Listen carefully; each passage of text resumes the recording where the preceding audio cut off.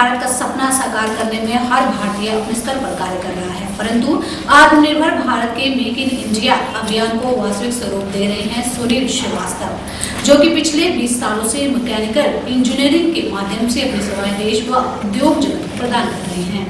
आत्मनिर्भर भारत के सपने को साकार करने में सरकार के द्वारा निरंतर प्रयास जारी है, परंतु इस अभियान में महत्वपूर्ण भूमिका आम जनता की भी रहती है। इसी सोच को लेकर अपने क्षेत्र में निरंतर अग्रसर है मैकेनिकल इंजीनियरिंग उद्योग से जुड़े सुनील श्रीवास्तव प्लाईवुड उद्योग में अहम भूमिका रखने वाली पीलिंग मशीन के भारत के सुप्रसिद्ध निर्माता है। सुनील श्रीवास्तव कुमार इंजीनियरिंग कंपनी के मैनेजिंग डायरेक्टर होने के साथ एक जिम्मेदार नागरिक भी है। उनका मानना है कि भारत के प्रधानमंत्री नरेंद्र मोदी के द्वारा मेक इन इंडिया विजन दूरदर्शी विचारधारा का परिचय देता है।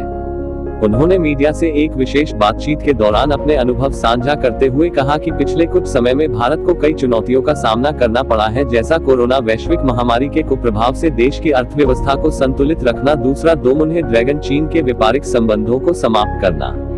हाल ही में गलवान घाटी में चीन की कायराना हरकत से पूर्व पिछले कई दशकों से चीन के साथ आयात निर्यात किया जा रहा था, जिसके चलते चीन ने अपने गुणवत्ताहीन उत्पादों से भारतीय बाजार में अपना आधिपत्य स्थापित किया हुआ था। परंतु वर्तमान में भारत सरकार की चीन के साथ व्यापार नीति में आए परिवर्तन के कारण जहां देश की विदेशी मुद्रा की बचत होगी, वहीं भारत के लोगों को अपनी स्किल पावर का भी आभास होगा। चीन हमारे देश के टॉप 10 कारोबारी साझेदारों में से एक है। यहाँ के कई सेक्टरों में उसकी जबरदस्त घुसपैठ है। चीन से भारत को आयात होने वाली मुख्य वस्तुओं में इलेक्ट्रिक मशीनरी एवं equipment, reactors, boilers, machinery, mechanical appliances, organic chemicals एवं दवाइयां, प्लास्टिक, इलेक्ट्रॉनिक्स और उर्वरक शामिल हैं। अप्रैल 2019 से जनवरी 2020 के बीच भारत ने चीन को 14.42 अरब डॉलर का निर्यात किया है, जबकि इस दौरान चीन से कुल आयात लगभग 4 गुना ज्यादा 57.93 अरब डॉलर है। भारत यदि चीन के साथ व्यापारिक संबंध तोड़ लेता है तो चीन को अधिक नुकसान होगा, लेकिन उससे पहले भारत सरकार को ठोस कदम उठाना होगा, दीर्घकालिक योजनाएं बनानी होंगी। आत्मनिर्भर भारत की दिशा में सरकार ने पहल की है। जरूरत है इस अभियान के तहत देश में लगने वाले उद्योगों को प्रोत्साहन देने की, टेक्नोलॉजी डेवलप करना, इंफ्रा और रिसर्च एवं डेवलपमेंट को विस्तार देना होगा। चीन से आयातित सामान पर निर्भर भारत के उद्योगों की मुश्किलों का निदान करना होगा। वैकल्पिक आपूर्ति श्रृंखला सुनिश्चित करनी होगी। श्रीवास्तव ने कहा कि मेक इन इंडिया नीति का लाभ उठाकर हम अपनी मैन्युफैक्चरिंग क्षमता बढ़ा सकता है। आत्मनिर्भर बनने के लिए देश को मैन्युफैक्चरिंग क्षमता बढ़ानी ही होगी। उपभोक्ताओं को भी सुंदर भी और सस्ता भी हो का मोह त्यागना होगा, तभी सस्ते सामान के कारण मैन्युफैक्चरिंग हब बन चुके चीन पर निर्भरता खत्म हो सकती है। सुनील श्रीवास्तव ने बताया कि वह मैकेनिकल इंजीनियरिंग के क्षेत्र में विगत 20 वर्षों से कार्यरत है तथा अपनी सेवाएं पीलिंग मशीन के माध्यम से प्लाईवुड उद्योग को दे रहे हैं और अच्छी गुणवत्ता की मशीनें व सेवाएं प्रदान करते हुए विगत कई वर्षों से आत्मनिर्भर भारत के सपने को वास्तविक स्वरूप देने में लगे हुए हैं।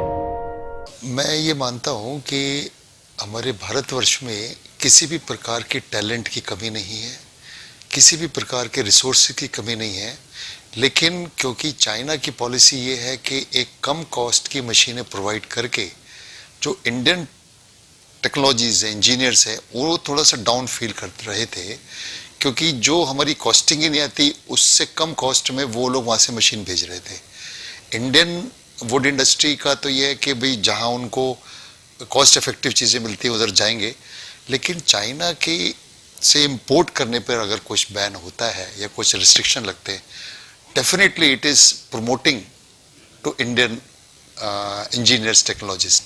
तो इसमें जो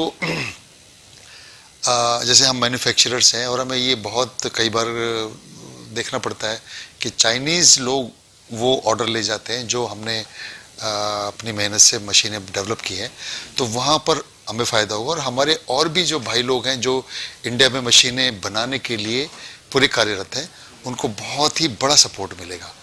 और उसके दो फायदे हैं कि तो इंडियन रेवेन्यू जो है हमारा देश में ही रहेगा, और दूसरा प्रोत्साहन मिलेगा और वो लोग और मल्टीपल वे में ग्रोथ कर सकते हैं। आज अगर हम एक कॉम्प्लिकेटेड मशीन में सोच भी नहीं रहे क्योंकि उसकी इकोनॉमी हमारे साथ नहीं दे रही, लेकिन जब हमें एक मॉरल बूस्टअप मिलेगा तो हम इतनी कॉम्प्लिकेटेड मशीनें यहाँ पर बनाने की सोच सकते हैं और बना सकते हैं, जो कि अभी तक चाइना पे डिपेंडेंट है सब लोग। तो मेरा ये मानना है कि sir it is really very boosting and very effective kind of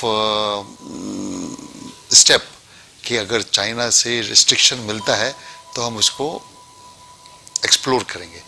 Indian technologies के लिए बहुत बड़ी अपॉर्चुनिटीज़ है। वो कॉस्ट का इशू रिलेटेड है गवर्नमेंट पॉलिसीज से।